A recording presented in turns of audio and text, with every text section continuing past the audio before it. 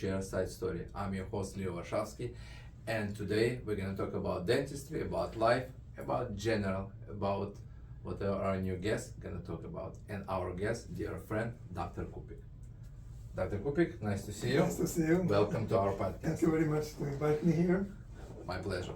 And as usual, our first question: what happened that you become a dentist? What happened to become a dentist is that funny thing, that school was the closest to my home. Dental school. Dental school in Dental school. Belgrade. Though that my brother is a physician, and I didn't want to be the same thing like he is, and I didn't like math and any kind of the technical schools. So this was the most natural way to find my profession. So I just started going and become a dentist. But did you finish school in Belgrade or? Yeah, I finished everything. All my education is done in Belgrade, Serbia. And how come you come to Chicago, not like say Miami, for example?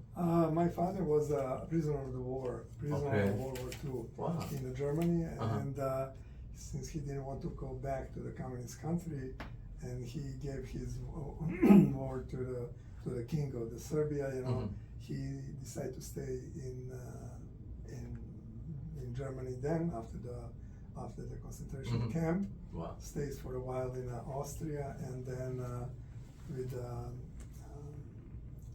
the good of this metropolitan from the Serbian Orthodox Church, they brought many people from the German and Austria in United States. So that's how there's a big population of Serbian people in Chicago. So he came here, and he came here in 1951, and ever since he lived here. It was natural for us, for my brother and me, to come and live in Chicago. Wow. And when you come to Chicago, did you start already working, and what was the process to? Well, the process is I try to see what's my chances to get in a school, or just to do nostrification of the license. And but in that time, that was very, very hard, because the schools didn't offer so many places for the foreign dentists, and in that period, I just was working as a dental technician. Wow. I was one of us. Yeah. I was working with a small lab, just the owner and I was in the dental department. I was doing all phases of the denture for 4 years until the law changed, and some Cuban dentists sued the state of Illinois, trying to prove that their diploma is equivalent to American diploma, and should be allowed to take the board. And after that, there was some Polish dentists and Serbian dentists, so we get the right to just participate in exam. So I took exam, passed it, and become an American certified dentist. But how hard was it? I mean, English exam was in English, right? I was studying English in our gymnasium or high school. High school. I had 8 years of the English. Yeah. So my English was not perfect, but just living here, I just get better and better. So good enough to understand and pass the board. And where was first practice after you got the diploma? Did you work right away, or? No, I just started with a friend of mine, a late Dr. Milenkovic, who helped me great deal. He came before me and some other dentists from Belgrade. He had an office, and he offered me to start working. I was working in some Southwest office, and it was really hard, because first you're fresh from the school, second 4 years you didn't practice, and it was a really hard time, until I break my hands too. But you went through, right? I went through it, and just about a year and a half after that, I opened my practice. Wow. Right away. And I was pretty lucky because there was a big Serbian population in Chicago, and I was the only Serbian Wow. speaking, on the north side. There was another old man who was a dentist, and it was a success from beginning. I didn't have And it's any still problem. big Serbian population in Chicago too? It is. It is. About the number fluctuate. I would say about 200,000 Serbian people Big enough. scattered all Yeah, around all over. Chicago Yeah, all area. over. It's probably more Serbian doctors too right now, right? Now it's a lot of they Yeah, finish so many Schools. schools. They finish in here, and some of them came from there, went to this accelerated program in right school, here. these 2 years, Mhm. and they become so. There was about 20-30 Serbian dentists in Chicago. Very good, very good, very good, very. I know usually, I mean, in the beginning it's usually so many funny stories because when you start working, right, you Yeah. kind of have to be prepared for new patients, and usually with new patients, new experience. Do you remember any funny stories in your practice? It probably should be without names, of course. There was a lot of it. I don't know. I cannot, from here, but in this moment I can't remember. Just. But there was some, there was some funny stories here and there. I remember one guy. He came to me and he had a very bad teeth on the bottom. He had to pull all 4 front teeth, and he said that he wants only gold teeth. I said, "Come on, what do you mean gold teeth?" He said, "Yeah, my wife wants a gold teeth." So can you imagine that I have to include the first premolars, in this? So I have to include the first premolars. It was an 8-unit bridge, Full gold. And so he was happy in the beginning, but after that, after 2-3 months, he came back and said, "Hey, listen, I want to talk to you." I said, "Okay, what's the matter? This bridge, everybody noticed me. Get this thing out of this." Thank God I expected something like that, so I put a temporary cement. Okay. Otherwise, you have to cut it. So I removed that and fit it with. But if you remember, because I remember very good, because I started dental technician back in Ukraine. Mhm. That's mean we still did the gold crowns even in the front, like people, because gold or kind of gold, but not real gold, but gold color. Remember Brezhnev? Oh yeah. Oh, He had the front tooth. that's right. But it was so popular. I don't know why. It was a popular lesson in the, for example, my mother, Mhm. for her 18th birthday, she got a gold tooth on the front, even the tooth was completely healthy. But it was, Culture. fashion. Like Fashion. Today, Yeah. Today, a tattoo or Yeah, something I know. like that. Actually, we do mostly like all the next cases, big cases, and it's involved like to do a conversion. We have to do a denture, Mhm. and after we're gonna make a day of the surgery, we make a temporary, and we receive the order denture with the first 2 gold gold crowns. I mean, we don't do gold crowns. It's whatever, just paint it. Yeah, Said no, I okay. can't paint because it's gonna come out. He wants 2 gold crowns. Okay. When you mentioned that, I had once when I was working in Dr. Milankovic's office, the one gentleman came and he wanted the 2 front teeth, 2 golden teeth with the initials on. Him and his girlfriend. How about if girlfriend can be different girlfriend? He didn't come back. Probably they broke. Yeah, exactly. So that was a funny story, But today, it's all the cultures. For example, from Mexico, in that office that I'm working now, part time, they like open face crowns. Open face crown. Wow. This go. Yeah, face. And still, it's hard to find them. No, we did not receive long time. I did not have any even ask. Long time ago when I was a ceramist, we got like crowns like we have to draw under the microscope like black hogs and after glaze it, or it was cups. They just want a face, just exactly the. Well, at one time, I had some people coming from Europe. They had a diamond on. Diamond, yeah, I know. Now it's popular too. I know. When you open your practice, you probably was working many hours, many Sure. hours. Yeah, no, right? Hmm? Saturdays too, probably, right? Excuse me? Saturdays too. Oh, yes. It's not nothing new, right? Yeah, in the beginning I didn't work at Thursdays, and then when I realized that all lectures are mostly by Wednesdays, Mhm. And the Chicago Dental Society has lectures on the Wednesdays, and then I switched Uh-huh. and I closed the You Wednesdays. do take so much like continuing education, Oh right? yes, tons of them Tons. because I was so fresh, and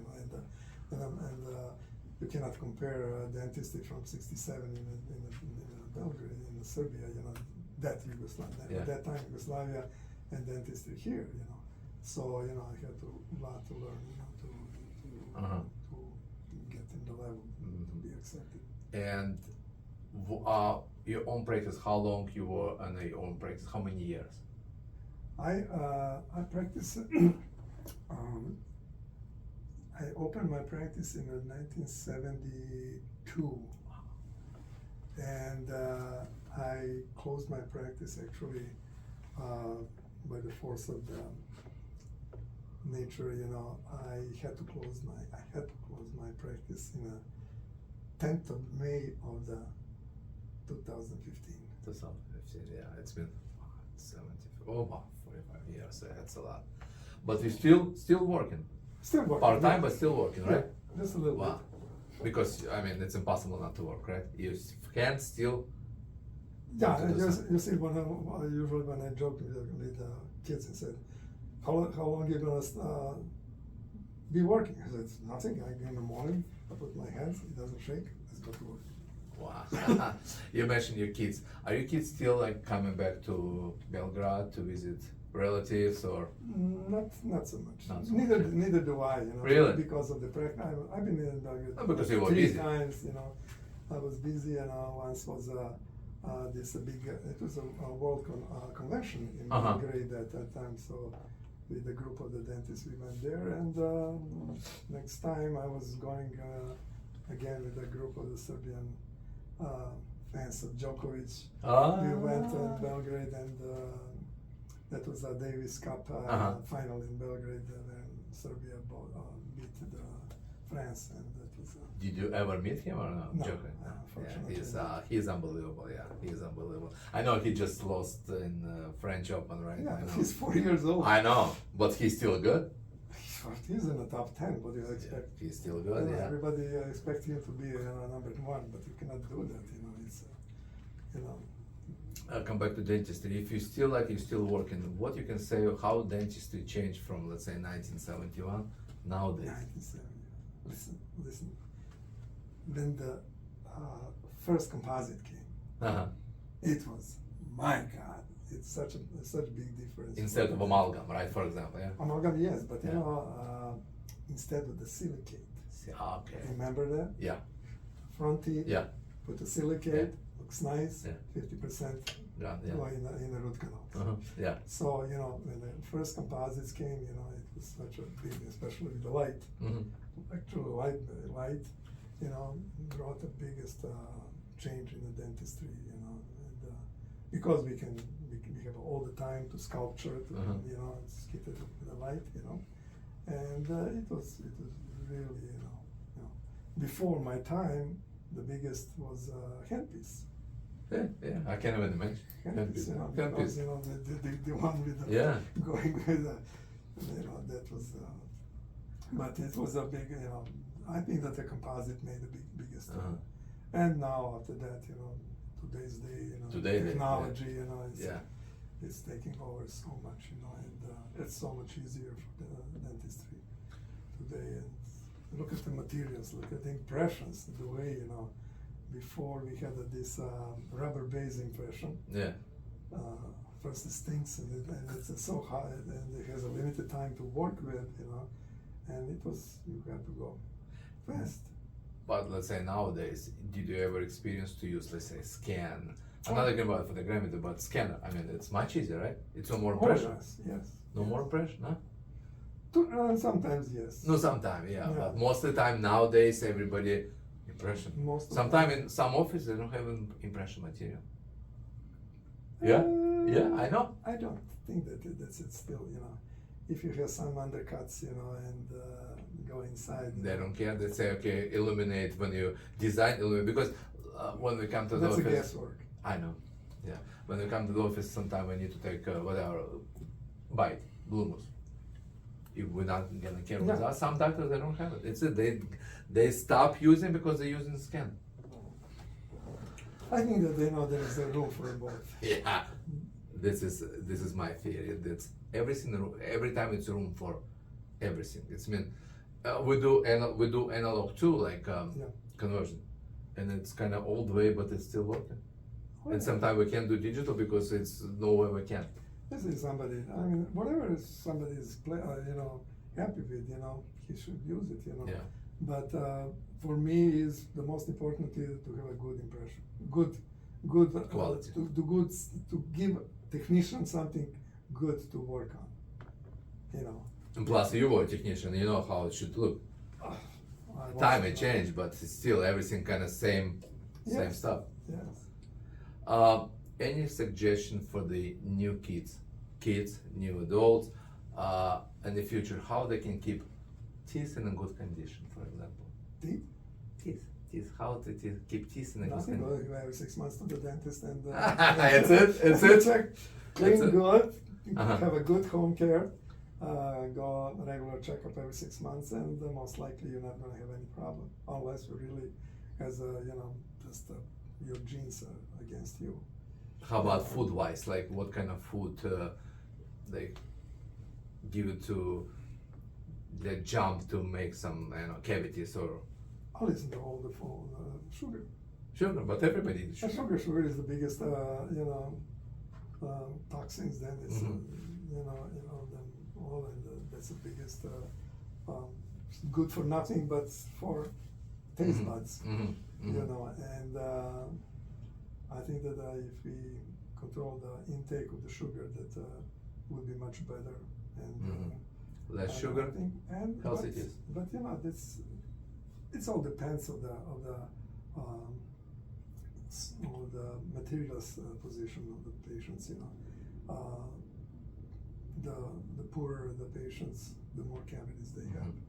First, they don't have as much money to go, you know, to the dentist. Right.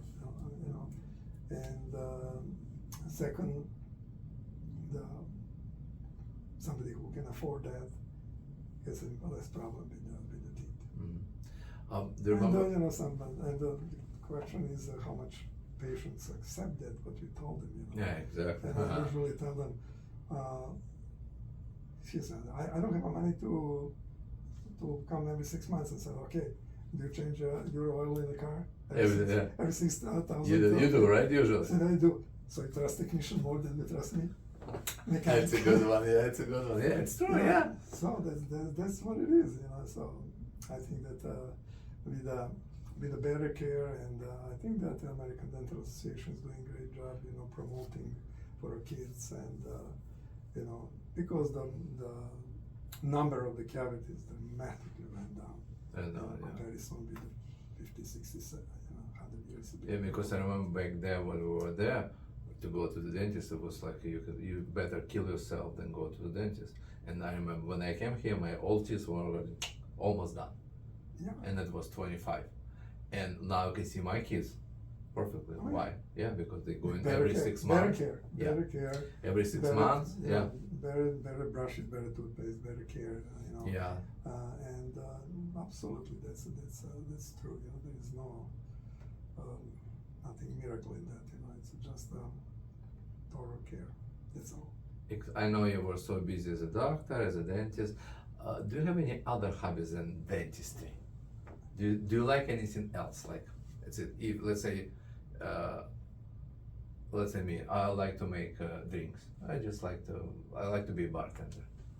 It's my hobby. Yeah. How about you? You see, I'm pretty much athletic. You know, I was playing soccer until I was 50. Wow. And after that, I had one bad injury on my ankle because on indoor soccer, one guy just slid into me. Yeah. And I said, "Oh, you're stupid, you have to work tomorrow, don't do it. No contact sport for you." Yeah. So I switched to the tennis, and somehow I get a very good group of the friend of mine, and that's good, about 10 of us, you know, we were playing tennis, and we had once a year we had an outing to Punta Cana, the Wow. Dominican Republic, just us, no wives. Uh-huh. And we played and enjoyed it. And, Wow. And It's a good I idea. like music and stuff like that. Yeah, because we play music here. I'm not playing anything. Ah, you just I like music, listen. okay. Like what? Like during the day when you work in, do you listen to music too? I do tell me, yes. Yeah? But the kids are different music. Don't even tell me. Yeah. But what your kind of style of music? Like, what do you like? Good music. Ah, okay. Like it's I'm been not picky. kind- Is it a classical or is rock or country or But good, folk? yeah. You know, from my old country. Uh-huh. You know, whatever. I think that's a good listen. You know, I don't have a prevalence. You know, that say that classic. I Yeah. forget about classic. Yeah. Any No. good music. Every good music is Uh-huh. good for me. Cool. Yeah. Do you remember before podcast we were talking about in life that you told me, I mean, about plan B. Plan B. In That's life. most important. Can we talk about plan B? Because I believe mostly young listeners, they never, I mean, they know, but nobody even care about it. Even our generation too. I think I'm very good example of that. Okay. You see, I was in that was May 10th of the 2015. I came home after the work, and with my wife we went to some party, stayed for a while, get home, and in the middle of the night I get a terrible pain in my stomach, and felt that something is wrong. Went to the hospital. Boom. They diagnosed right away that I have the pancreatitis, pancreatitis, which is a very, very dangerous disease. 50% doesn't survive. Mhm. So I was in a hospital for almost 9 months. Wow. Big surgery. Didn't put in my mouth for 3-4 months. I didn't put even a drop of the water. Wow. And somehow God had a different plans for me, you know. So I recoup, and but in the process I lost my office Uh-huh. because I didn't have anybody. I was not prepared that if something happened to me, that you know I could rely on somebody to take it over. Mhm. You know, that is the plan B. That I think that every dentist, young or older, you know, usually older people are, you know, they're already financially secure, you know. But young dentists should be prepared for everything. Mhm. And you know, after that, you know, when I get out of the hospital,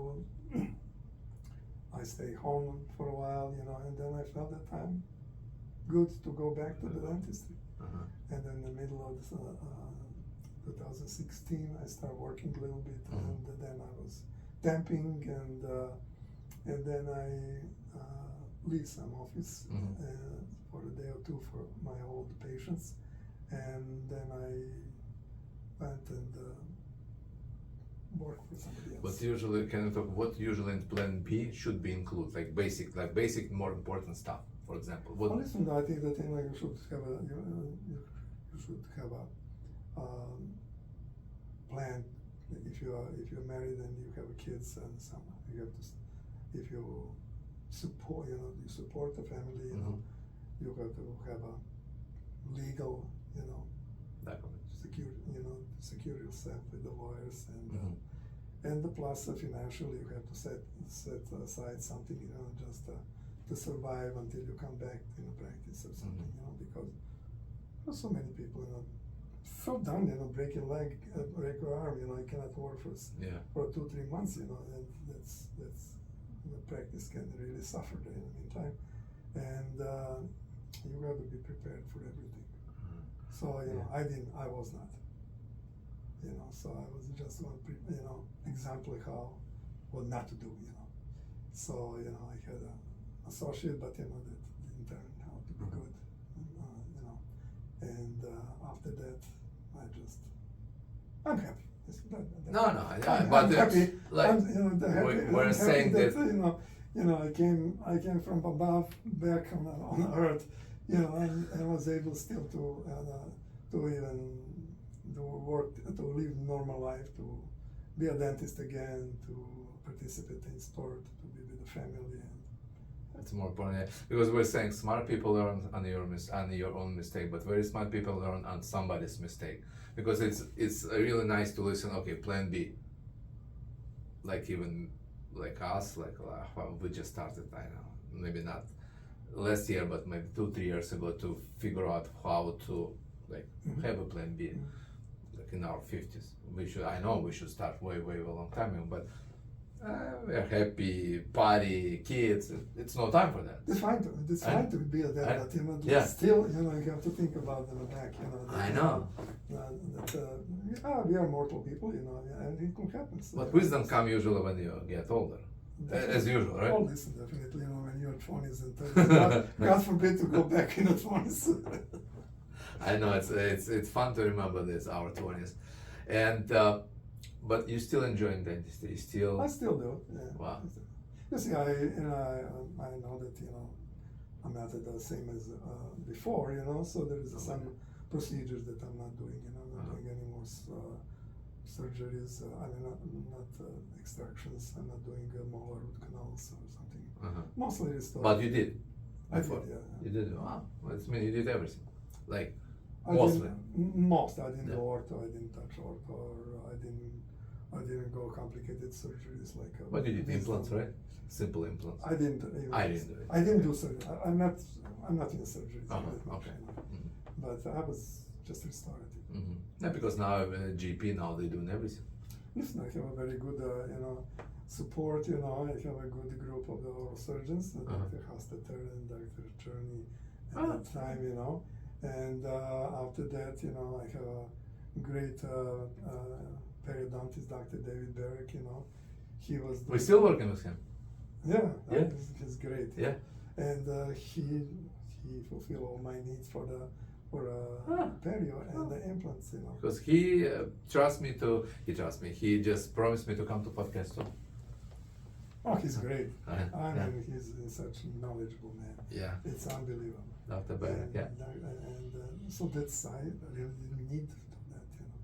So I just want to do something that I'm really safe and that I'm sure that I will do the good job. Yeah, it's a good history and good stories.